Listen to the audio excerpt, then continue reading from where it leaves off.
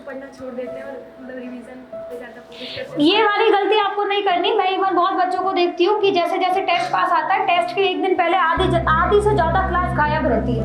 मैंने ऐसे बहुत सारे बच्चे देखे, स्टार्टिंग में उनका स्कोर बहुत हाई जाता है और मुझे भी लग रहा होता है इसका सिलेक्शन तो हो जाएगा, पर धीरे धीरे क्या हो जाता है, उनको भी लगता है अरे सिलेक्शन तो हो ही जाएगा, ओवर कॉन्फिडेंस में आ जाते हैं। हार्ड वर्क और स्मार्ट वर्क, किसी के 350 400, जो 400 वाला है वो सोच रहा है 450 कैसे करूं, यही हो रहा है। 500 वाला सोच रहा है 550 कैसे करूं। अच्छा, कोई मुझे बता सकता है इसके पीछे की वजह क्या होगी? मतलब इतने सारे बच्चे, तुमको पढ़ाया सब कुछ सेम चीजें जा रही हैं, फिर भी तुम सबके नंबरों में इतना फर्क कैसे मिल रहा है? रिवीजन करने का सही तरीका यहाँ पर बढ़िया लगेगा। किसी को कहानी सुनाऊंगा ना तो उसको लगेगा वाह यार 3 बजे उठता था ये तो। कहानी सुनाने लायक तो बने पहले हम, मोस्ट इम्पोर्टेंट। इसी वजह से, ये दूसरी वजह जिससे आपके मार्क्स नहीं बढ़ते। हेलो क्लास, कैसी चल रही है आप लोगों की पढ़ाई? कोई प्रॉब्लम, कोई दिक्कत? अच्छा, किसी काम को हम करें और हमें कोई भी प्रॉब्लम नहीं आए, ऐसा हो सकता है क्या? क्या दिक्कतें आ रही है बताओ? कोई प्रॉब्लम? अच्छा, किस किस को ऐसा लगता है कि हम पूरे दिन पढ़ाई तो करते हैं लेकिन फिर भी हमें ऐसा लगता है कि हमारी पूरी पढ़ाई की नहीं है हमने, या कुछ भी हमने अच्छे से किया ही नहीं है आज के लिए? होता है ऐसा? कौन कौन ऐसे बच्चे हैं जिनको ऐसा लगता है कि टेस्ट से पहले हमने सोचा तो बहुत कुछ था पढ़ने के लिए बट फिर भी उतना हमने पढ़ाई नहीं? होता है ऐसा? तो उन सभी के लिए बेटा आज हम लोग उसी के लिए बात करने आए हैं यहाँ पर कि किस तरीके से आपकी ये सारी प्रॉब्लम को हम दूर कर सकते हैं।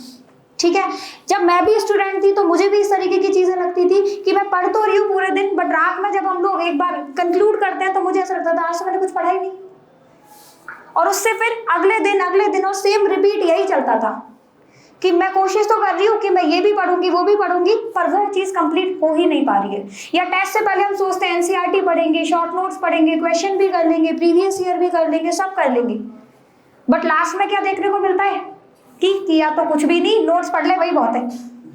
ये तो कंप्लीट हो पहले, नोट्स तो पढ़ लें, रिविजन भी ठीक से नहीं हुआ, मार्क्स आते हैं थोड़े से पहले के रिस्पेक्ट में और क्या हो जाते हैं, कम हो जाते हैं, और हम चाहते हैं वो क्या हो जाए, बढ़ जाए। और उसके पीछे क्या वजह नजर आती है कि रिविजन नहीं था हमारा अच्छे से। कई बार मैं भी बच्चों से पूछती हूँ कि पहले तो तेरे इतने अच्छे मार्क्स आए थे, अचानक से क्या हो गया? तो क्या सुनने को मिलता है कि मैम रिवाइज ही नहीं किया था। क्यों नहीं किया था? क्योंकि सिलेबस बहुत ज्यादा था। होता है क्या ऐसा सबके साथ? ठीक है, तो बेटा उन सबके लिए आज हम क्या बनाना सीखेंगे यहाँ पर? Time table. किस तरीके से हम टाइम टेबल बना करके एक इस तरीके की स्ट्रेटेजी बना सकते हैं जिससे हमारा नीट में कितना स्कोर हो जाए, 680 प्लस 700 प्लस हमारा स्कोर आ जाए। पर ये एक रात में तो मुमकिन नहीं है ना? आप सोचो आज आपने टाइम टेबल बनाया, अगला आने वाले टेस्ट में तुम टॉप कर जाओ, नॉट पॉसिबल। क्या रखना पड़ेगा? कंसिस्टेंसी। क्या रखना पड़ेगा? कंसिस्टेंसी। अच्छा, आप इतने सारे बच्चे हो यहाँ पर, है ना, पर हम लोग सेम तरीके की चीजें पढ़ रहे हैं, सेम टीचर से पढ़ रहे हैं, सब हो रहा है, सेम क्लास लगी हुई है, सबके नंबर भी सेम आ रहे हैं क्या? नहीं आ रहे सबके नंबर सेम। किसी के 350 400, जो 400 वाला है वो सोच रहा है 450 कैसे करूं, यही हो रहा है। 500 वाला सोच रहा है 550 कैसे करूं, है ना। जो 600 में अटका हुआ है वो सोच रहा है कैसे इसको 650 पार जाऊं, 650 वाला सोच रहा है कैसे मैं 700 पार जाऊं, यही चल रहा है। अच्छा, कोई मुझे बता सकता है इसके पीछे की वजह क्या होगी? मतलब इतने सारे बच्चे, तुमको पढ़ाया सब कुछ सेम चीजें जा रही हैं, फिर भी तुम सबके नंबरों में इतना फर्क कैसे मिल रहा है? पढ़ने का तरीका सबका अलग है ना। कुछ बच्चे इसमें बोलते हैं कि मैं मेहनत, कि हमारी मेहनत किसी की ज्यादा रही होगी उसको ज्यादा मिल रहा है, जिसकी कम रही होगी उसको कम मिल रहा है, यही होता है। पर कुछ बच्चे जो दिन रात मेहनत कर रहे हैं फिर भी उनको इतने मार्क्स नहीं मिल पा रहे। क्यों? क्योंकि इनकी स्ट्रेटेजी में दिक्कत है। तो आज हम उसी को ही यहाँ पर डिस्कस करेंगे कि ऐसी कौन सी, किस तरीके की हम स्ट्रेटेजी लेकर चले कि हमारा नीट में जो स्कोर है वो 2x की स्पीड से क्या हो जाए, इंप्रूव हो जाए। समझ आ गई बात? ठीक। अच्छा, एक बात बताइए, आप घर पर भी हम लोग देखते हैं किसी की शादी वादी होती है तो कैसे 6 महीने पहले से पूरा इंतजाम करने बैठ जाते हैं कि भाई लिस्ट बना लो कार्ड्स की, किस किस को बुलाना है। होता है ऐसा ही, है ना, क्या क्या खरीद के लाना है, क्या करना है क्या नहीं करना है, इसकी लिस्ट बनाना स्टार्ट कर देते हो। शादी से 1 दिन पहले करते हो क्या? क्या करते हैं? 6 महीने पहले लेकर चलते हो। क्या करते हैं? सबको लिखना स्टार्ट करते हैं।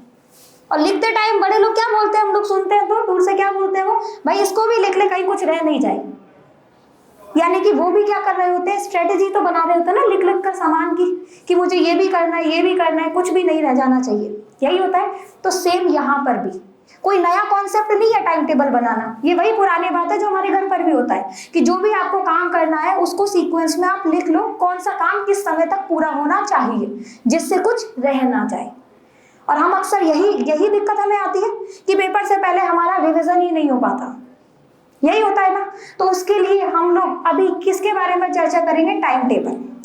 टाइम टेबल किस तरीके का? टाइम टेबल बिल्कुल भावनाओं में बह के ऐसा टाइम टेबल नहीं बनाना जो एक दिन तो फॉलो करोगे, 2 दिन फॉलो करोगे, बाकी आगे का मेरे बस की नहीं है, वो काम नहीं करना आपको। क्यों? क्योंकि आपका ऐसा नहीं है बेटा 2 दिन बाद तेरा कोई पेपर है कि तू रात में 3 बजे उठ, पढ़ लिख और फिर आराम से सो जाना 2 दिन बाद, ऐसा काम नहीं करना। हम लोगों को टाइम टेबल के साथ, स्मार्ट स्टडी के साथ, स्ट्रेटेजी के साथ साथ में कंसिस्टेंसी भी रखनी है। मैंने ऐसे बहुत सारे बच्चे देखे, स्टार्टिंग में उनका स्कोर बहुत हाई जाता है और मुझे भी लग रहा होता है इसका सिलेक्शन तो हो जाएगा, पर धीरे धीरे क्या हो जाता है, उनको भी लगता है अरे सिलेक्शन तो हो ही जाएगा, ओवर कॉन्फिडेंस में आ जाते हैं। किस में आ जाते हैं? ओवर कॉन्फिडेंस में, और अपनी पढ़ाई क्या कर देते हैं, जैसी पहली कर रहे थे उससे बहुत कम, और रह जाते हैं। बल्कि और उनके साथ वाला जो एवरेज बच्चा था उसने कंसिस्टेंसी के साथ पूरे सालों साल वही मेहनत की और उसका सिलेक्शन हो जाता है। तो इसका मतलब कुछ बहुत बड़ी बातें नहीं करनी है हमें कि मैंने तो 3 बजे उठना है, मैंने 4 बजे उठना है। ये सुनने में बड़ा फैसिनेटिंग सा लगता है कि हाँ बढ़िया लगेगा, किसी को कहानी सुनाऊंगा ना तो उसको लगेगा वाह यार 3 बजे उठता था ये तो। कहानी सुनाने लायक तो बने पहले हम, वो तो बाद की बातें हैं। तो सबसे पहले अगर आपको टाइम टेबल बनाना है, पहली चीज रात में सोने का टाइम फिक्स करना है, सुबह उठने का टाइम फिक्स करना है। नींद के साथ कोई ज्यादा कॉम्प्रोमाइज आपको नहीं करना, पहले हेल्थ है, ठीक है। दूसरी चीज, सुबह उठने का टाइम आपका 3-4 बजे फिलहाल नहीं रखना है। क्यों? क्योंकि हमको एकदम से इतना खुद को पुश नहीं करना है कि हम वो काम कर ही नहीं पाए। क्यों? क्योंकि मुझे वो काम बहुत टाइम तक कंटिन्यूअसली करना है। कोई 1 या 2 दिन का खेल नहीं है। 2 दिन 3 बजे उठोगे, पढ़ लोगे, तुमने नीट में टॉप कर दिया, खत्म कहानी। नहीं, बात आई समझ में? ठीक है। तो यहां पर आपको सबसे पहली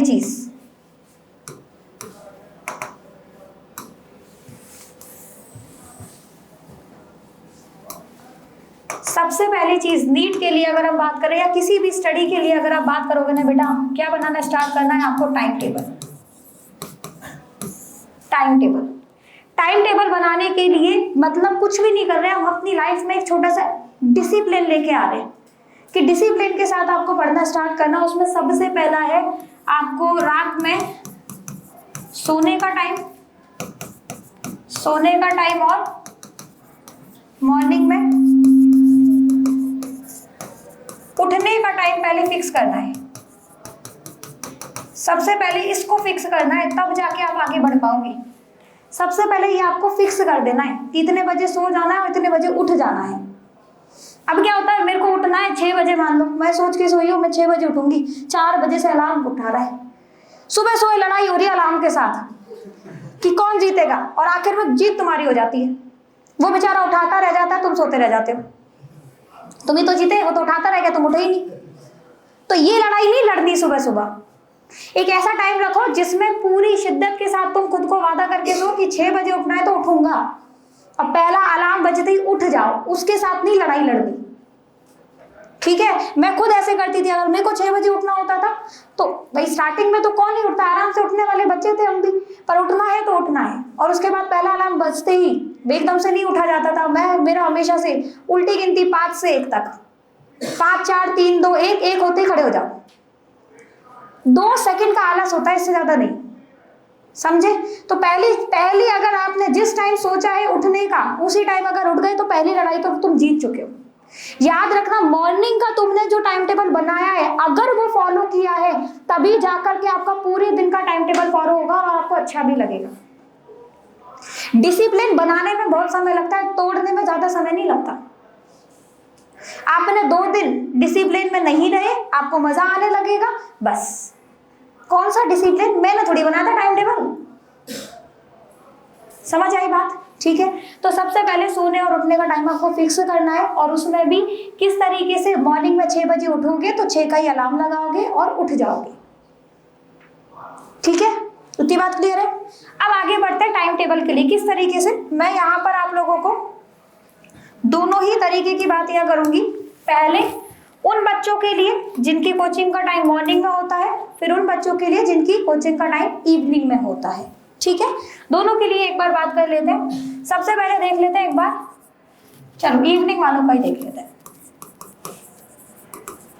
जिनका कोचिंग का टाइम कब है, इवनिंग का। सबसे पहले आपको उठना है 6 बजे, 6 से 6:30 उठोगे, उठना है और अपने मुंह हाथ धो करके फ्रेश हो जाना है 6 से 6:30 में। ठीक है, फिर उसके बाद आपको सबसे पहले पहली सिटिंग लेनी है 6:30 से लेकर 8:30 तक। पहली सिटिंग सुबह सुबह जब उठोगे ना, तो सबसे पहले क्या पढ़ना है आपको, सबसे पहले मेरे ख्याल से, फिर जो आपकी सुविधा है, बाकी मेरे ख्याल से मेरा एक्सपीरियंस ये कहता है सुबह सुबह आप उठ करके पढ़ो जो आपको टफ लगता है, और जनरली टफ का दूसरा नाम आपके लिए फिजिक्स होता है। ठीक है, तो सबसे पहले आप एक बार फिजिक्स को पढ़ना स्टार्ट करो। 2 आवर्स आपको क्या करना है, उस फिजिक्स का रिविजन करना है। अच्छे से नोट्स पढ़ो, अपने शॉर्ट नोट्स वगैरह बनाओ, अच्छे से उसको रिवाइज करो। ठीक है, 8:30 से 9:30 तक अपना नहा वहा के क्या कर लो, ब्रेकफास्ट वगैरह कर लो। ठीक है, भगवान के हाथ जोड़िए। उसके बाद वापस से 9:30 से लेकर 11 बजे की दूसरी सिटिंग। इसमें आप लोग, मैं आपको ऑप्शंस दे रही हूँ, जैसा आपको सही लगे। अब हम सेम चीजें रोज फॉलो करते ना, तो भी हमारा माइंड थोड़ा सा डिस्ट्रैक्ट, मतलब मोनोटोनस लगने लगता है, बोरिंग हो जाता है, तो फिर मजा नहीं आता। तो आप अपने अकॉर्डिंग कर सकते हो। जैसे एक दिन आपने क्या कर लिया, इसमें केमिस्ट्री पढ़ ली, या फिर आपने क्या किया, जो फिजिक्स पढ़ी थी उसके क्या लगा लिए, क्वेश्चंस। मुझे भी पता है फिजिक्स की क्वेश्चन में क्या लगता है, टाइम लगता है, आपको टाइम देना पड़ेगा फिजिक्स और केमिस्ट्री में अच्छा खासा। ठीक है, तो आपने ये चीज स्टार्ट कर दी, समझे। उसके बाद एक सिटिंग आप ले सकते हो यहाँ से 11:15 से लेकर 12:30 तक। दोनों में से एक काम, मान लो आपने यहाँ पर क्वेश्चन कर लिए, तो यहाँ पर आप केमिस्ट्री को रिवाइज कर सकते हो, कोई भी टॉपिक क्या कर सकते हो आप, उसका रिवीजन, है ना। अब इसके बाद कितने बज गए, 12:30 बज गए। 12:30 से 1:30 बजे तक लंच, थोड़ा सा एक नैप ले सकते हो, थक जाते हैं।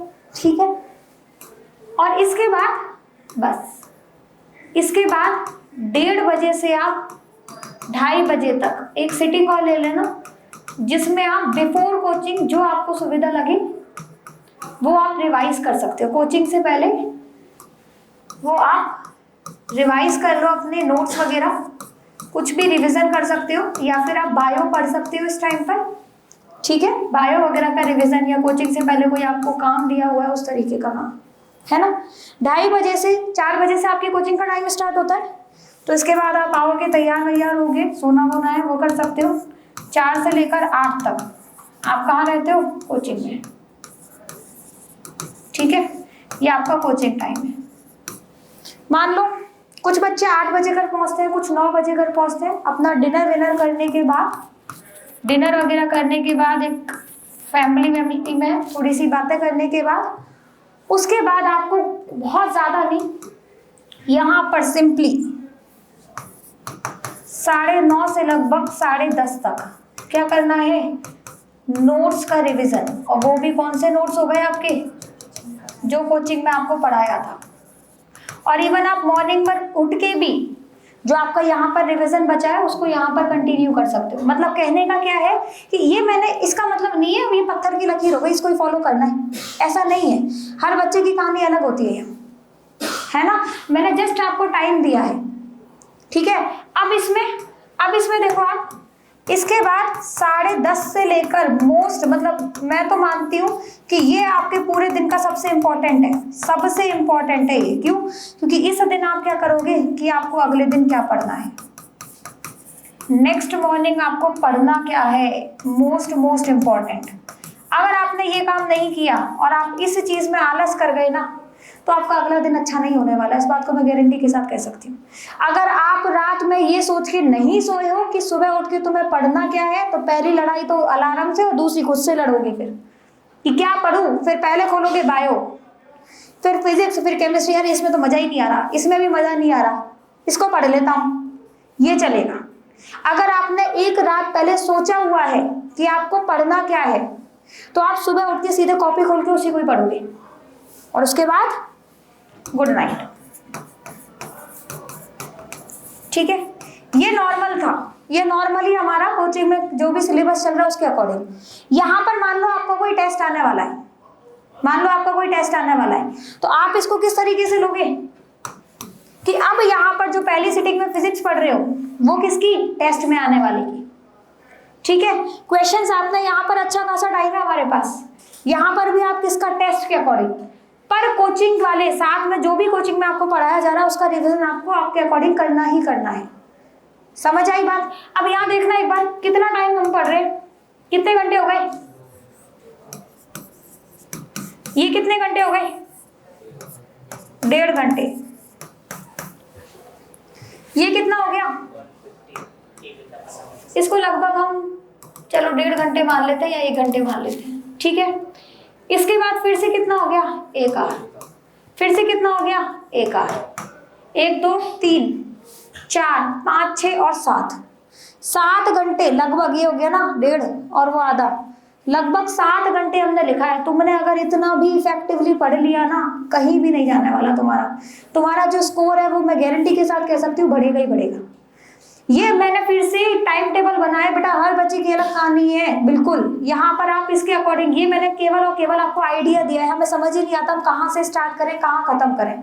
इस तरीके से आप अपना टाइम टेबल बना सकते हो और इस अकॉर्डिंग आपने अगर इतनी पढ़ाई कर ली ना तो वो बहुत सफिशियंट है। अभी संडे बाकी है, संडे में आप लोग एक में रॉ टाइम टेबल आपको बताओ, संडे में आराम से सुबह 8:30 तक उठे, नहाए धोए, आराम से बैठे, 8:30 बजे से आपने अगर पढ़ना स्टार्ट किया तो 8:30 से आप एक सिटिंग ले सकते हो अपनी आराम से। 8:30 से स्टार्ट करो, 10:30 तक भी तुमने एक पहली सिटिंग ले ली। तो संडे को आपने क्या करना है, ये तो हमारा पूरा कोचिंग का आपने डेली वाला पढ़ लिया। संडे को आप क्या कर सकते हो, इस पूरे को रिवाइज कर सकते हो। संडे को आप क्या कर सकते हो, इस पूरे को रिवाइज कर सकते हो। ठीक है, तुमने ये काम कर लिया, सोचो तुमने 8:30 बजे उठे हो, तुम्हारे पास 1 बजे तक का टाइम है, 1 बजे तक का टाइम है, तुम उसमें अच्छा खासा अपना कोई भी तुम्हारे क्वेश्चन अटक रहे हैं वो सब कर सकते हो। उसके बाद हम तो मान के चल रहे संडे को आपका टेस्ट है, तो 2 से 5 क्या किया तुमने, टेस्ट दे दिया। 5 से 5:30 6 बजे तक क्या कर लिया तुमने, घर पहुंच गए, आराम कर लिया, है ना। या ऑनलाइन टेस्ट देने वाले हैं वो उन्होंने भी यही काम कर लिया, थोड़ा सा ब्रेक ले लिया। उसके बाद घर जाने के बाद, ब्रेक लेने के बाद सबसे पहला काम टेस्ट एनालिसिस, मोस्ट इंपॉर्टेंट। इसी वजह से, ये दूसरी वजह है जिससे आपके मार्क्स नहीं बढ़ते, और ये मैं गारंटी के साथ कह सकती हूँ जिस दिन तुमने टेस्ट एनालिसिस करना स्टार्ट कर दिया ना, कहाँ गलती की है, कौन सा क्वेश्चन गलत किया है, क्या सिली मिस्टेक करके आया हूँ, उसको नोटबुक में लिख लिया, अगर तुम्हारे अगले टेस्ट में मार्क्स इंप्रूव होने ही होने हैं। जाकर देखा तो करो, पेपर को तो ऐसे फेंकते हैं जैसे कोई दुश्मन है, जाके देखना ही नहीं, इस गली दोबारा जाना ही नहीं है। पेपर कहाँ, मैं कहाँ, पेपर देके आयो, इतना बड़ा काम किया, दोबारा इसी को ही देखूंगा क्या? नहीं भाई, उसी पेपर को देखो, तुमने जो गलतियां की उसको समझो, उसका एनालिसिस करो, उसको लिख लो, जो क्वेश्चन तुम गलत कर रहे हो बार बार उसको सॉल्व करो, और फिर से रात में सोने से पहले क्या, नेक्स्ट डे क्या पढ़ना है, एक रॉ टाइम टेबल। ये तो चलो डेली का टाइम टेबल हो गया हमारा, ये मैंने यहाँ पर अभी टॉपिक नहीं लिखे हैं, मैंने खुद ने क्या किया था, अगर मेरा कोई पेपर आने वाला था ना तो मैंने पहले से ही टाइम टेबल बनाया 3 महीने का कि मेरे को क्या क्या सिलेबस कब तक हो जाना चाहिए।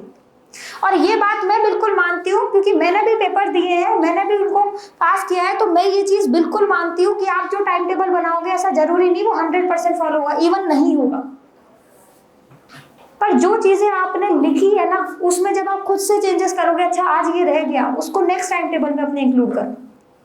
ठीक है, जो आने वाला टेस्ट है उसके अकॉर्डिंग आपको अपना टाइम टेबल बनाना है। मैम वो सब तो ठीक है, आपने तो फोन चलाने का टाइम ही नहीं बताया, हमें फोन कब चलाना है इसमें, तो भाई कुछ महीने फोन कम चलाओगे तो भी चलेगा ना, बीच बीच में ब्रेक टाइम आपको दिया हुआ है।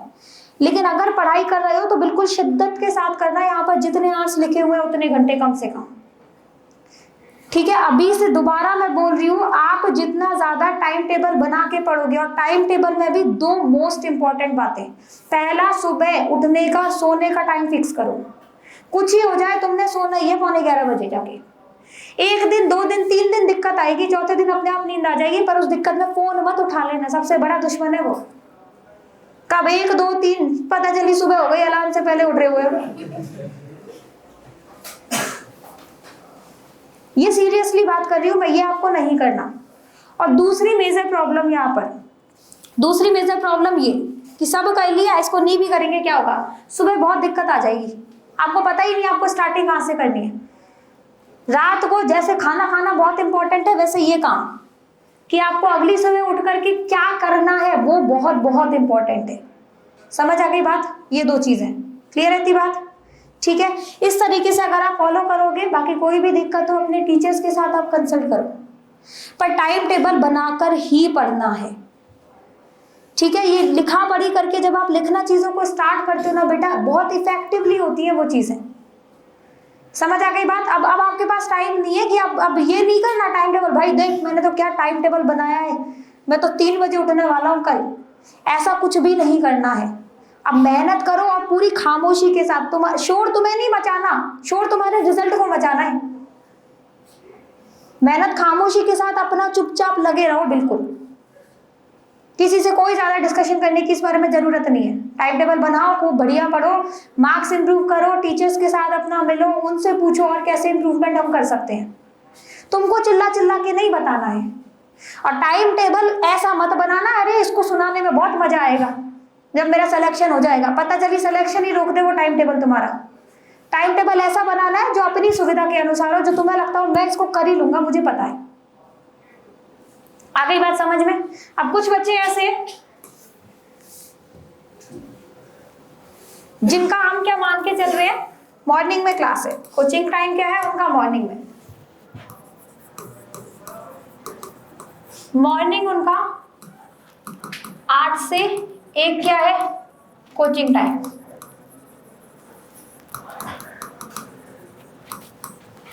यहां पर उनको मैं एक रॉ टाइम टेबल बना सकती हूँ, वही सेम आप बिल्कुल सेम है। 6 से 6:30 आपको उठना है और फ्रेशन अप हो जाना है। उसके बाद आप 6:30 से 7:15 बिफोर कोचिंग एक सिटिंग ले सकते हो, जिसमें आप फिजिक्स का रिवीजन कर सकते हो, या कोचिंग से आने से पहले जो भी आपके टॉपिक को आपको रिवाइज करना है उसको पढ़ सकते हो, ठीक है। इसके बाद 8 से 1 आपका 8 से 1 क्या है आपका कोचिंग टाइम।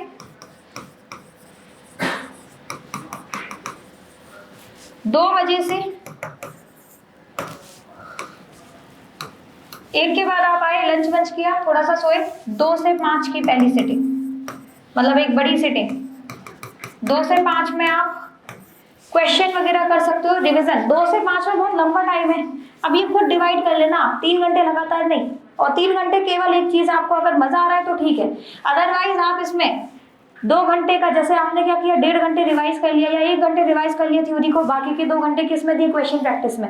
फिजिक्स केमिस्ट्री में आपको क्वेश्चन प्रैक्टिस ज्यादा मांगता है, ठीक है, तो वो उस अकॉर्डिंग हो जाएगा। उसके बाद 5 से 5:30 आप ब्रेक टाइम लो, चाय वाय पियो अपना, ब्रेक टाइम। दूसरी सीटिंग आपकी हो जाएगी यहाँ पर 5:30 से लेकर 7:30, ये आपकी नेक्स्ट सीटिंग हो जाएगी। इसमें फिर से अगर आपने एक सब्जेक्ट यहाँ खत्म कर लिया तो यहाँ पर आप दूसरा सब्जेक्ट उठा सकते हो, ठीक है। उसके बाद 7:30 से 8:30 एक ब्रेक लो, खाना वाना खाओ, घर वालों से बात करो, एक लॉन्ग ब्रेक हो जाएगा आपका, जिसमें आप डिनर वगैरह अपना कर लोगे कंप्लीट। उसके बाद भाई 8:30 से 10:30, अब ये आपको मैनेज करना है कि आपको किस सब्जेक्ट को ज्यादा टाइम देना है। जैसे आपने वहां बायो नहीं पढ़ी थी तो आप इसमें बायो पढ़ो, कोचिंग का रिवाइज कर सकते हो, ठीक है। इसके बाद एक सेटिंग ये आएगी, और सेम फिर से 10:30 से 10:45 तक पूरे दिन का मोस्ट इंपॉर्टेंट काम, क्या काम, नेक्स्ट मॉर्निंग के लिए आपको क्या पढ़ना है, और इससे ज्यादा नेक्स्ट मॉर्निंग के लिए आपको क्या पढ़ना है, ठीक है, क्या पढ़ना है, ये सबसे इम्पोर्टेंट काम है। संडे को आपको बर्बाद नहीं करना है। संडे को इस तरीके से, अब आपके पास जिनका नीट 2025 में एग्जाम है, अब आपके पास बच्चों टाइम नहीं है कि आप संडे एंजॉय कर सको। अब आपको संडे को अपॉर्चुनिटी की तरह लेना है कि मैं इसमें क्या ज्यादा से ज्यादा पढ़ सकता हूँ, और जो आपके वीक टॉपिक है जिसमें आपको लगता है इसकी क्वेश्चन प्रैक्टिस ज्यादा करनी है, आपको लग रहा है मैं अपने वीक डेज में उसमें ध्यान नहीं दे पाया, उस चीज को संडे को उठाओ और उसको पढ़ना स्टार्ट करो, ठीक है। इसका मतलब आपको बहुत अच्छे से मेहनत करनी है, और फिर से टाइम टेबल इसमें आप आराम से अपने अकॉर्डिंग कस्टमाइज करो, आराम से अपने अकॉर्डिंग कस्टमाइज करो, पर बीच में ये मत लिख देना फोन टाइम, ये कस्टमाइज नहीं करना। कस्टमाइज का मतलब आपको किस टाइम पर क्या पढ़ना है, इस तरीके से, ठीक है। और दूसरी बात, हम पढ़ते हैं ना, तो पढ़ते पढ़ते हम लोग कहीं और खो जाते हैं, पता चली सपने में ही डॉक्टर बन के किसी का इलाज ही कर ले, बताए। तो आप यहाँ पर भी, मैंने पहले भी बताया था इस चीज का, आप यहाँ पर अलार्म लगा के, स्लॉट लगा के पढ़ो। एक आपने 1 घंटे का अलार्म टाइम लगा लिया, उस 1 घंटे में दिमाग में कुछ सोचोगे भी ना, तो क्या बोलोगे कि भाई 1 घंटे बाद सोच लियो, रुक जा अभी पढ़ ले। सीरियसली ये टेक्निक बहुत वर्क करती है, और ये मेरा पर्सनल एक्सपीरियंस है। 1 घंटे का आपने अलार्म लगाया, खूब धुआंधार पढ़ाई करो। अब मुझे बताओ, अब जब इसके बाद आप देखोगे ना कि आप जब रात में सोओगे ना, आप एक बार टिक करोगे, ये भी हो गया, ये हो गया, जो मैंने सोचा था वो मैंने क्या कर लिया, कंप्लीट कर लिया। जब आप ये टारगेट बनाओगे, उसमें देख भी लेना आज का मैंने क्या क्या किया, तब आपको लगेगा कि जो पहले होता था, आज तो मैंने पढ़ा ही क्या है, कोई लिखा पढ़ी है ही नहीं मेरे पास, वो तुम्हारे पास अब आपको मिलने लगेगा। अब आपका टेस्ट में पहले से तुम लिख लोगे ना कि तुम्हें क्या क्या पढ़ना है, और उस अकॉर्डिंग अपने टाइम टेबल में लिखोगे, उस अकॉर्डिंग पढ़ना स्टार्ट करोगे, तो ऐसा भी नहीं होगा कि टेस्ट से पहले मुझे पढ़ना क्या है, क्या पढ़ना सोचा था और क्या ही पढ़ के गया, ठीक है। इसीलिए इस तरीके से आप अपना टाइम टेबल बना सकते हो। संडे को थोड़ा सा ज्यादा टाइम दो अपनी स्टडी को, और अब बिल्कुल भी टाइम नहीं है आपके पास टाइम वेस्ट करने का। संडे को आपको एक्स्ट्रा मेहनत करनी है। क्लियर है? बनेंगे सब डॉक्टर? पक्का? आवाज में दबी नहीं, ये नहीं बनेंगे क्या? यस और नो? किसी को कोई डाउट है, कुछ पूछना है, बोलो। मैम हार्ड वर्क का तो समझ आता है, पर स्मार्ट वर्क कैसे? हार्ड वर्क और स्मार्ट वर्क, देखो हार्ड वर्क होता है कि मेरे पास कोई ज्यादा गाइडेंस नहीं है, मैं सिर्फ पढ़ रहा हूं, है ना, मेरे पास कोई गाइडेंस नहीं है, मैंने सिर्फ पढ़ना स्टार्ट कर दिया। आज मुझे लगा मेरे को फिजिक्स पढ़नी चाहिए, मैं पूरे दिन से फिजिक्स ही पढ़ रहा हूँ। तो आप पढ़ तो रहे हो, पर आपको पता ही नहीं किस डायरेक्शन में जाना है। स्मार्ट वर्क का मतलब क्या होता है कि आपको पता हो किस चीज को कितना टाइम देना है, आपको बहुत ज्यादा हाथ पैर नहीं फैलाने। पहले मैं हमेशा एक बात कहती हूँ, पहले अपना बेस तैयार करो, एडवांस की तैयारी बाद में। सबसे पहले जो ज्यादा बेसिक क्वेश्चन आने वाले उन पर फोकस करो। स्मार्ट स्टडी का मतलब है सबसे पहले आप अपने नोट्स पढ़ो अच्छे से, उसके बाद अपने प्रीवियस ईयर क्वेश्चन करो। हार्ड वर्क का मतलब यहाँ पर होता है हम पढ़ तो रहे हैं पर हमें कोई गाइडेंस ही नहीं है। जिस भी चीज में आपको दिक्कत आती है आप अपने टीचर्स के साथ कंसल्ट करो, समझे? तो इस तरीके से आप कर सकते हो। और किसी को कोई डाउट? फिजिक्स और केमिस्ट्री में तो हम शॉर्ट नोट में से फॉर्मूला लिख देते हैं, पर बायोलॉजी में कंप्लीट हो जाते हैं, शॉर्ट नोट्स बनाए या फिर पूरे नोट्स ही पढ़ लेंगे। बायोलॉजी के लिए बेटा तुम लोग एनसीईआरटी पर ज्यादा फोकस करो। बट वो 2 दिनों में लास्ट के 2 टेस्ट, लास्ट के 2 दिन नहीं, एनसीईआरटी आप पढ़ रहे हो, एनसीईआरटी में पढ़ करके देखो। फिर से मैं एक ही बात बोलती हूँ, जब आप बार बार क्वेश्चन प्रैक्टिस करते हो ना, क्वेश्चन आप करते ही होंगे बायो के भी, तो क्वेश्चन जब आप करते हो तो आपको ये भी पता चल जाता है कि कहाँ से किस तरीके का क्वेश्चन बन सकता है। तो लास्ट में आपने जो मार्क किया होता है ना, जो चीज आपको कम याद हो रही है, मान लो टेस्ट से 1 दिन पहले किसको पढ़ के जाते हैं, मेरा तो क्या होता था कि जो चीज मेरे को कम याद रहेगी वो मैं पढ़ के जाती थी। अब वो मैं क्या करती थी कि मैंने आज पढ़ना स्टार्ट किया, मुझे पता ही है मैं भूलूंगी, मैं उसको पहले से टिक कर लूंगी। तो टेस्ट से पहले मेरे को लग रहा था मेरे पास कम टाइम है, तो मैं ज्यादा टाइम किसको दूंगी, जो चीज मैं भूल रही हूँ उसको। और वो कैसे, अब उस टाइम थोड़ी छाटेंगे, अरे यार क्या भूल रही थी, भूल गई मैं तो क्या भूल रही थी। कब छाटोगे उसको आप? जब आप पढ़ रहे होंगे, आपको लग रहा है ये तो याद ही नहीं हो रहा, ये तो अलग सा कॉन्सेप्ट है, ये तो कुछ नया मिला है मुझे, समझे? तो उसको उस टाइम ही मार्क कर लो और उसको फिर आप टेस्ट से पहले एक बार पढ़ो। और कोई डाउट किसी का? क्या? बैकलॉग, बैकलॉग के लिए जो आपने यहाँ टाइम टेबल बनाया है ना, फिर उसमें से आपको यहीं पर टाइम देना स्टार्ट करना पड़ेगा। जैसे अब वो डिपेंड करता है आपका कि आप कौन सी क्लास में, अगर हम 11th क्लास का मान के चले तो आपका भी कोर्स कंप्लीट हो जाएगा और फिर आपके 12th और 11th के बीच में जो टाइम मिलेगा उसमें आप अपना बैकलॉग कंप्लीट करो। लेकिन अभी भी किसी एक चैप्टर को तो साथ में रख के चलो। मान लो कोई ऐसा टेस्ट आने वाला है जिसका आपका चैप्टर ही नहीं हुआ, तो पहले तो उस चैप्टर को पढ़ो आप। तो हमने जो यहाँ पर टेस्ट के अकॉर्डिंग टाइम टेबल बनाया था उसमें आप अपने लेक्चर्स वगैरह वो इंक्लूड करो, लेकिन एक साथ लेकर नहीं चलना पूरा का पूरा। एक साथ ही आप सोचो कि पहली गलती जो हम करते हैं ना बैकलॉग की, मान लो बैकलॉग है और हमें लगता है कि चलो एक काम करते हैं, हम लोग पढ़ना स्टार्ट कर देते हैं। अब पढ़ते हैं और नोट्स बना रहे और रिवाइज कर नहीं रहे, क्वेश्चन कर नहीं रहे, और बोलोगे कि मेरे तो 4 चैप्टर पढ़ लिए मैंने। भाई तूने कुछ नहीं पढ़ा, तूने नोट्स बनाए, मेरे से ले लेता नोट्स। समझ आ रही है बात कहने की कि आप क्वांटिटी पे मत भागो। तुमने 4 चैप्टर हो गए मेरे, नहीं हुआ, एक भी नहीं हुआ।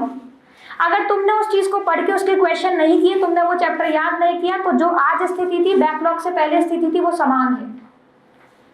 मतलब चाहे धीरे पढ़ो लेकिन जो चैप्टर आप पढ़ रहे हो उसके क्वेश्चन और उसको याद करो। बात आ रही है समझ में? वरना ऐसे पढ़ने का कोई भी फायदा बिल्कुल नहीं है। हम लोगों को कोई होमवर्क थोड़ी मिला है कि कल चैप्टर को सारे वीडियो तो देख के आना। क्यों पढ़ रहे हैं हम? जिससे हमारे नीट के क्वेश्चन हो जाए। समझ आ गई बात? और किसी का कोई डाउट? रिवीजन करने का सही तरीका यहाँ पर देखो, रिवीजन करने का बिल्कुल बहुत अच्छा क्वेश्चन है। रिवीजन करने का सही तरीका, रिवीजन के लिए आपको मैंने पहले भी बताया था कि जैसे आप पढ़ रहे हो, आज जाके तुमने कोचिंग के लिए रिवाइज किया, सबसे पहले आपको उसको लिख कर रिवाइज करना है, लिख कर ही रिवाइज करना है। थोड़ा सा टाइम अगर लगेगा कोई बात नहीं, और जो आज कोचिंग में पढ़ाया जा रहा है उसको सेम डे जाके रिवाइज करो, वरना तो याद ही नहीं रहता। आपने एक बार पढ़ी है चीज, उसको 15 दिन बाद उठा के देखोगे, कैसे पता चलेगा? कुछ याद ही नहीं आएगा, कुछ पढ़ाया भी गया था या नहीं पढ़ाया गया था। बात आई समझ में? तो कोचिंग अगर आज आपको है, मैं तो बिल्कुल कहती हूँ बिल्कुल पत्थर की लकीर है, आज का आज जाके पढ़ो। बाई चांस किसी वजह से रह जाए तो कल सुबह उठ के पढ़ो, वरना मेमोरी में से हमारे को जाता है। पहली चीज डेली का डेली। अब एक तो ये है कि जो डेली का डेली है उसको रिवाइज करने वाली बात, जा करके लिख करके रिवाइज करो। लिख लिया, फिर उसके पास आपके पास जो भी की पॉइंट्स बने उसको एक नई कॉपी में लिख लो। आपके वो बन जाएंगे शॉर्ट नोट्स। मान लो आपका चैप्टर खत्म हो गया, संडे को आपने एक साथ सबको रिवाइज कर लिया। एक हफ्ते में एक चैप्टर खत्म तो नहीं हो रहा हमारा, जितना भी खत्म होगा आपके संडे तक आपके पास है कि आपने क्या क्या पढ़ा है, उसके क्वेश्चन कर लो। समझ आ गई बात? क्वेश्चन करो आप शॉर्ट नोट से करो। मान लो कोई ऐसा क्वेश्चन आ जाए जिसमें आपको आपकी शॉर्ट नोट्स में उसका फॉर्मूला का कॉन्सेप्ट मिल ही नहीं रहा, इसका मतलब तुमने शॉर्ट नोट्स में कुछ इंपॉर्टेंट चीज मिस कर दी, उसको वहां से लिख लो। पहली चीज। दूसरा है मैम बहुत पुराना है किसी कोई सब्जेक्ट, कोई हमारा कॉन्सेप्ट है या कोई चैप्टर है, उसको कैसे रिवाइज करें? तो उसको रिवाइज करने का सबसे अच्छा तरीका है टेस्ट से। जो आपका आने वाला टेस्ट है उस टॉपिक को यहाँ पर लिख करके मतलब रखो अपने टाइम टेबल में और उसके अकॉर्डिंग उसका फिर रिवीजन करो। अगर किसी नए टॉपिक को रिवाइज कर रहे हो आप तो सबसे अच्छा तरीका लिख कर ही रिवाइज करो। समझ आ गई बात जी? बैकलॉग करते हैं तो हमारी क्वेश्चन प्रैक्टिस नहीं होती। मैंने आपको वही बोला, आप चाहे टाइम लगा लो उसको कंप्लीट करने में चैप्टर को, लेकिन क्वेश्चन प्रैक्टिस के बिना कोई मतलब नहीं है। आपने एक टॉपिक पढ़ा, मुझे तो एक बात पता है, मैंने एक साथ अगर मान लो 2 लेक्चर भी ले लिए, तो तीसरा तुम लेक्चर लोगे ना उसकी वजह क्वेश्चन करो। तीसरा लेक्चर लेने का कोई भी मतलब नहीं है। क्यों? क्योंकि बेटा हम एक साथ इतनी केमिस्ट्री नहीं झेल पाएंगे, सीधी सी बात है। केमिस्ट्री फिजिक्स कुछ भी हो गया, नहीं झेल पाओगे आप।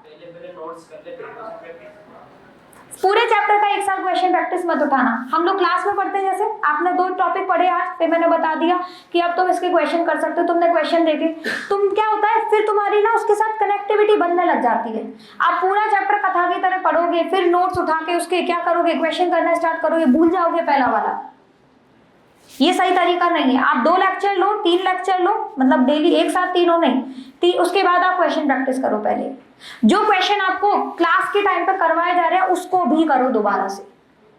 वो आपकी कनेक्टिविटी बनाता है किसके साथ? आपके टॉपिक के साथ। ठीक है इतनी बात? और किसी का कोई डाउट? जैसे अभी आपने टाइम बताया, सोने का 6 बजे, मैं तो सो के 8 बजे उठता हूँ, तो टाइम कैसे कहूँ? सो के ही 8 बजे उठता हूँ। 2 घंटे पहले कैसे मैं अरेंज होगा? जैसे एक बार में हैबिट भी होती है टाइम, 6 बजे उठते बेटा अगर तुम 8 बजे उठते हो तो पहले ट्राई करो एक दिन 7 बजे उठने का, और वो सिर्फ और सिर्फ सुबह जल्दी उठने से नहीं होगा, वो रात में जल्दी सोने से मैनेज होगा। तुम लोगों को चलो हम मान रहे कि हम एकदम से जल्दी उठा ही नहीं जाता, मैं तो उठूंगा तो भी मेरे को लग रहा है मैं सोऊंगा, कोई बात नहीं, तो उठ के सो जाना। तो कॉपी को हाथ में रख के 2 दिन सोएगा, तीसरे दिन अपने आप पढ़ेगा। सबसे पहले सिटिंग की हैबिट डालो तुम, और केवल सुबह का टाइम आपको नहीं घटा रही हूं मैंने शाम का भी आपको यहाँ पर टाइम दिया है सोने के लिए, जल्दी सोना है आपको, 1-2 बजे हमें नहीं सोना। दूसरी चीज, आपको अगर लग रहा है कि सीधे मैं एकदम से 6 बजे नहीं उठ सकता, मत उठ, पहले 8 से 7:30 उठ। एक बार 7:30 की हैबिट बन जाए फिर 7 बजे कर, 7 की हैबिट बन जाए फिर 6:30 कर, फिर 6 कर, ऐसे। समझ आ गई बात? अगर तुमको खोता है, अगर मान लो किसी के साथ प्रॉब्लम में नहीं उठ सकता मैं तो थोड़ा थोड़ा टाइम करके फिर उसको कम करो। क्लियर है इतनी बात? जैसे जैसे टेस्ट पास में आता है ना, तो करंट वाला तो पढ़ना छोड़ देते हैं और मतलब रिवीजन पे ज़्यादा फोकस करते हैं। ये वाली गलती आपको नहीं करनी। मैं एक बार बहुत बच्चों को देखती हूँ कि जैसे जैसे टेस्ट पास आता है, टेस्ट के एक दिन पहले आधी से ज्यादा क्लास गायब रहती है। पता नहीं, जैसे टेस्ट में टॉप करके आपका नीट में सिलेक्शन होने वाला है क्या, और वो भी किसको दांव पे लगाकर, अपने आने वाले नए कॉन्सेप्ट को। ये सबसे बड़ी बेवकूफी है। सबसे बड़ी बेवकूफी हमारी कि इसको छोड़ देता हूँ, कल का टेस्ट तो संभाल लो पहले। क्यों भाई? कल के टेस्ट से तेरे को गवर्नमेंट सीट मिलने वाली है क्या मेडिकल कॉलेज में? फिर उसके लिए तो जो तुमने पढ़ लिया और जो तुम पढ़ोगे सब कुछ काम आएगा ना। तो पहली गलती ये आपको नहीं करनी है। दूसरी बात, करंट टॉपिक, हमें ऐसा लगता है, मैं भी शायद होती तो मुझे भी ऐसा लगता कि मैं अभी नहीं पढ़ रही, इसको बाद में पढ़ लूंगी। बेटा आप थोड़ा सा कम टाइम कर सकते हो, पर पढ़ना मत छोड़ो। करंट टॉपिक को पढ़ना मत छोड़ो, क्योंकि संभालना तो अल्टीमेटली तुम नहीं है। तुम्हारी जगह मैं थोड़ी पढ़ लूंगी टेस्ट के बाद, पढ़ना तुझे ही पड़ेगा, पढ़ना तो तुमको ही पड़ेगा, और ज्यादा दिक्कत आएगी। उससे बेटर क्या है, और एक बार हम लोग इसमें सीख गए ना इस तरीके से पढ़ना, आप खुद ही सीख जाओगे। मेरा कहने का मतलब क्या, आप एक बार इस तरीके से पढ़ना स्टार्ट करो, आप खुद ही चीजों को मैनेज करना अपने आप सीख जाओगे। ठीक है? बस 1-2 चीज है, आपको डेली का डेली जाके पढ़ना ही है, चाहे अब वो आपकी कला है, आप उसको कितनी देर में खत्म कर रहे हो। आप क्लास में बहुत अच्छे से पढ़ो, मैं गारंटी के साथ कह सकती हूँ आपको बहुत ज्यादा टाइम घर पे जाके लगेगा ही नहीं। समझ आ गई बात? ठीक है, तो थोड़ा सा टाइम आपको करंट टॉपिक को तो देना ही पड़ेगा। क्लियर है? किसी का कोई और डाउट? डन? ठीक है बेटा, थैंक यू।